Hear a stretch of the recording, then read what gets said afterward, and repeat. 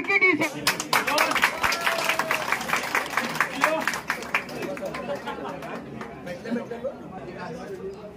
जमुना बाबू हमारे गार्जियन है, 15-20 साल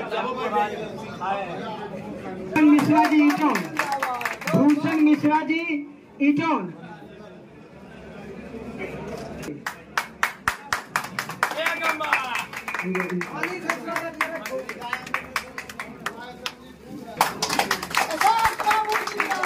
जिंदाबाद जिंदाबाद, अशोक बाबू जिंदाबाद।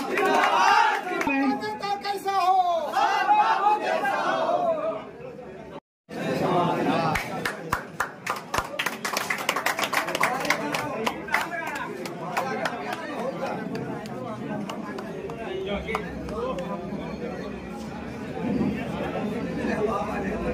बहुत बहुत धन्यवाद, ताली से स्वागत कीजिए।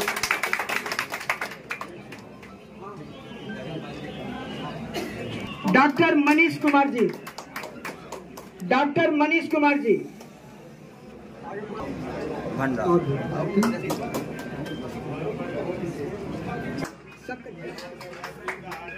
श्रीराम सिंह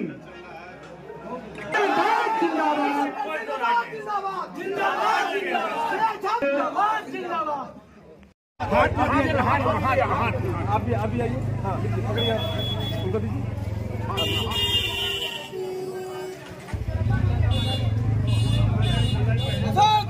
जिंदाबाद। बढ़िया से नागेश्वर सिंह बट्टा से, रेवता कार्तिक पटेल जी रेवता, बहुत बेहतरीन कॉमेडी बनाते हैं ये, हाँ से गायक है सर। भैया सुनो हो बहना नारा दो लगाए हो, अबरी भैया सब मिलके सेब सब के दहो जिता।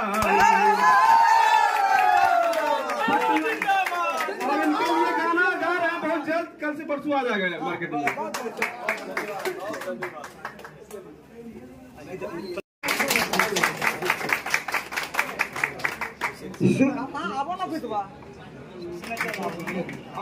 आप देश ज्यादा जी, अशोक बाबू जिंदाबाद, सेब चौक जिंदाबाद,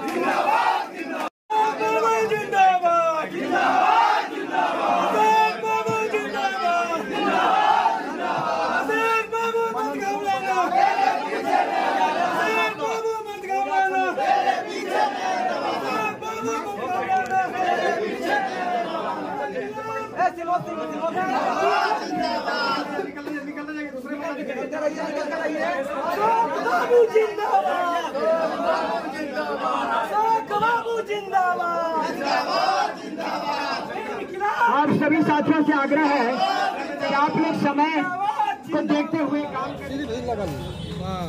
कैसा नेता आते खूब बढ़िया, कौन करे चाहिए? 8 गो में 1 नंबर में। बिहार विधानसभा चुनाव को लेकर के मैदान में कई प्रत्याशी खड़े हैं। लोग कहीं न कहीं कह रहे हैं कि भाई हमारी जीत होगी, क्या कहना है इसको लेकर? नहीं, सबसे पहले लखीसराय जिले के चानन प्रखंड के मननपुर की इस धरती पर हम आपके माध्यम से अपने सारे जो मतदाता मालिक हैं उनका अभिनंदन करते हैं, उनको छठ पूजा की शुभकामना देते हैं आपके माध्यम से, और आप लोगों का हृदय से अभिनंदन करते हैं। अब जो आपका सवाल है कि लोग कहते हैं कि हमारी जीत होगी, ये लोकतंत्र की खूबसूरती है कि जो भी प्रत्याशी डालते हैं नामांकन वो सब ही जीतने के लिए डालते हैं। तो ये कहते हैं तो इसमें कोई बेमानी बात नहीं, और सबको कहना भी चाहिए। अब रह गई बात, जीत एक ही होती है, ये भी सच्चाई है कि जीत एक ही होनी है। लेकिन मेरा मानना है, अगर आप मेरी बात पूछते हैं तो मेरा मानना है कि जितने भी प्रत्याशी होते हैं ये माना जाता है, सर्टिफिकेट मिलता है कि एक आदमी जीते जिनको सर्वाधिक मत आया। लेकिन मेरा मानना होता है कि जीत जो है सो जनता की होती है और लोकतंत्र का होता है। जीत किसी प्रत्याशी का और व्यक्ति का नहीं होता है, क्योंकि प्रत्याशी और व्यक्ति जो है वो एक प्रतीक होता है, एक सिंबल होता है ढेर सारे लोगों के आशा आकांक्षा का। तो मैं यही मानता हूँ और मेरी उम्मीद भी यही है कि प्रशासन जो है बिल्कुल निष्पक्ष चुनाव कराए, शांतिपूर्ण चुनाव कराए और इस चुनाव में भी 2025 के विधानसभा चुनाव का भी जो परिणाम आए उसमें इस सुरगढ़ा विधानसभा क्षेत्र की जनता की जीत होनी चाहिए, लोकतंत्र की। एक बात बताएंगे, लोग इलाके में भ्रमण कर रहे हैं, उनके डोर टू डोर जा रहे हैं, लोगों से अपेक्षा कर रहे हैं कि वोट हमें दे, लेकिन आज आपके पास जो जन सैलाब उभरा है, चानन के हर क्षेत्र से हर लोग यहाँ पर आकर के एक ही आस लगा रहे हैं कि जीत दर्ज हो, क्या कहेंगे इसको लेकर? जो जन सैलाब जो लोग आए हैं, हम उनका हृदय से अभिनंदन करते हैं, हृदय से आभार उनके प्रति व्यक्त करते हैं। और मेरा हमेशा ये मानना है कि मेरे जैसा लोग जो कि आज की इस सभा के लिए भी हमने कहीं किसी को गाड़ी नहीं भेजा था, ऑफिस के उद्घाटन में गाड़ी नहीं भेजा जाता, जितने भी लोग यहाँ आए वो अपने संसाधन से आए और हम इस मामले में सौभाग्यशाली अपने को समझते हैं। आपने यहाँ देखा है, हम तो मुंगेर में देखे, राजगीर में देखे, लखीसराय में देखे, जब भी हमने चानन के लोगों को पुकारा, दिल से पुकारा, तो यहाँ के लोग अपना परिवार समझ के बिना इस बात का परवाह किए कि हमको कितना कष्ट होगा, कितना तकलीफ होगा, कहाँ से जाएंगे, कहाँ से खर्चा लगेगा, हमारे पुकार पर जो है वो वहाँ जमा हो जाते हैं। और उनका ये प्यार और उनका ये जो प्रेम है वो इसलिए है कि वो मुझको मानते हैं कि ये हमारा सच्चा प्रतिनिधि हो सकता है, ये हमारा सच्चा बेटा है। आपके जीत का प्रतिशत क्या रहेगा? का प्रतिशत तो कुछ नहीं होता, जीत तो जीत होता है। रह गया बात वोट का प्रतिशत का, अगर आप बात करते हैं तो हम तो आपके माध्यम से लोगों से अपील करते हैं कि वोट चाहे आप जिस प्रत्याशी को कीजिए, लेकिन लोकतंत्र की खूबसूरती है कि अधिकाधिक वोट कीजिए, एक भी वोटर बचे नहीं, सारे लोग वोट कीजिए। और मुझको लगता है कि पिछले बार मुझको 44,797 वोट आया था और जीतने वाले को 62,000 वोट आया था, 2 नंबर वाले को 52,000 वोट आया था करीबन। मैंने 5 साल लोगों से जुड़ने का प्रयास किया है। कोई गांव, ये चानन के 10 पंचायत में कोई गांव, कोई गली ऐसा नहीं है जहां से हमको बुलाया गया हम नहीं गए, चाहे वो आयोजन जिस तरह का भी हो। तो मुझको लगता है कि इस बार का जो जनादेश आएगा चानन का भी और सुरगढ़ा का, वो अपने आप में अभूतपूर्व होगा, आंख खोलने वाला होगा। अभी तक का जितना अनुमान और पूर्वानुमान है वो सब ध्वस्त होगा, क्योंकि जब जनता उठ खड़ी होती है तो जो जातीय समीकरण है, जो पार्टी का समीकरण है, वो सब ध्वस्त होता है। उसी तरीके से जब गंगा उमड़ती है तो वहाँ कुछ दिखता नहीं है कि कहाँ घर है और कहाँ खेत है और कहाँ पेड़ है, कहाँ पौधा है। सब तरफ एक जैसा गंगा ही नजर आता है, लगता है पूरा समुद्र हो गया। हम जो देख पाते हैं लोगों के आंखों में, जो उनके आंखों में मेरे प्रति प्रेम है और जिस तरीके से वो उनके अंदर का जो इतना दिन का जो है तो जो विकास नहीं हुआ, जो अकुलाहट है, वो उस रूप में निकलेगा। और आप देखिएगा 14 तारीख को भगवान मानेंगे तो हम आप सामने होंगे और तब हम आपको बताएंगे कि इस तरह का जो जनादेश होता है उसका मायने क्या। सर, जीत के बाद क्या प्राथमिकता रहेगी? जीत अगर होती है तो क्या प्राथमिकता रहेगी क्षेत्र के लिए? देखिए भाई, ये जीत वाली जो बात है इसको आप 14 पर छोड़िए। हम लोग, वो सत्ता में जो लोग होते हैं वो अहंकारी होते हैं, उनके मुंह से अहंकार निकलता है। हम तो यही मानते हैं कि जीत तो बाद में होनी है, लेकिन आप ये पूछिए हमसे कि आप जो चुनाव लड़ रहे हैं, अगर आप बनते हैं जनता मालिक के आशीर्वाद से तो आपकी प्राथमिकता क्या है? आप इस तरीके से पूछिए हमसे।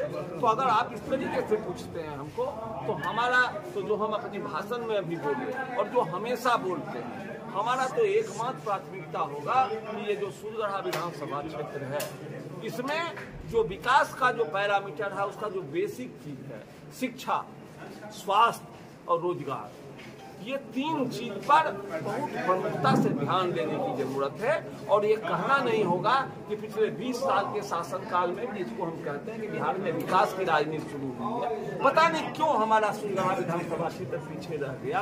आज 1 डिग्री कॉलेज नहीं है, जरा सोचिए, एक बढ़िया स्टेडियम नहीं है, जरा सोचिए। हम तो चानन हर महीना में 10 दिन आते हैं, हम देखते थे होमगार्ड का बहाली निकला था तो सड़क किनारे जैसे ही हम वहाँ सिंगारपुर मोड़ से आगे बढ़ते थे, लाखों चक के आगे यहाँ बतसपुर के पास हमारे बेटे और बेटियां सड़क किनारे जो है तो वो लॉन्ग जंप हाई जंप कर रहे थे। हमको देख के आंख में आंसू आता था कि आखिर हम किस प्रदेश में जी रहे हैं, हम किस समय में जी रहे हैं कि जो हमारे बेटे बेटी हैं उनके लिए वहाँ जाकर तो लोग करते होना तो हर पंचायत में। हमारी प्राथमिकता वही होगी जो बेसिक चीज है, ये कृषि प्रधान ये है। आज भी कुंदर बराज बनने के बाद भी लोगों को ये पता नहीं है कि आधा चानन जो ऊपर वाला हिस्सा है वो आज भी सूखा होता है, पानी ही नहीं चढ़ता है वहाँ। लोगों ने मान लिया कि कुंदर का बराज बन गया, चानन का समस्या खत्म हो गया, नहीं हुआ। वहीं से कुंदरे से यहाँ तक का वही हाल है। तो उस पर काम करने का जरूरत है। जो पहाड़ है अगर वहाँ से नहर निकाला जाए तो कुछ करना नहीं होगा, वो पानी सिंचाई होगा।